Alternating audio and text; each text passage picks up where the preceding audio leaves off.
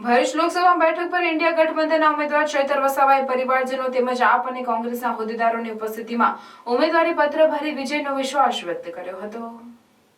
ગતરોજ રામનવમીના દિવસે વિશાળ જન આશીર્વાદ યાત્રા યોજ્યા બાદ આજે ભરૂચ લોકસભા બેઠક પર ઇન્ડિયા ગઠબંધનના ઉમેદવાર ચૈતર વસાવાએ પરિવારજનો તેમજ આપ અને કોંગ્રેસ પરિવારજનો સાથે કલેક્ટર કચેરી ખાતે આવી ઉમેદવારી પત્રક ભર્યું હતું। ભરૂચ લોકસભા બેઠક પર ઉમેદવારી નોંધાવનાર ઇન્ડિયા ગઠબંધનના આપના ઉમેદવાર ચૈતર વસાવાએ ગતરોજની જન આશીર્વાદ યાત્રાને ઐતિહાસિક ગણાવી મળેલ જન સમર્થનને વર્ણવી વિજયનો વિશ્વાસ વ્યક્ત કર્યો હતો।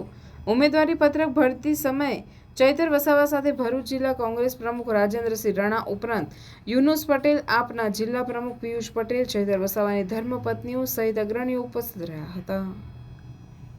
આજે અમે ભરૂચ લોકસભાનું ઉમેદવારી ફોર્મ ભર્યું છે। તમે જોયું હશે, ભરૂચમાં ઇન્ડિયા ગઠબંધનની ઐતિહાસિક રેલી થઈ।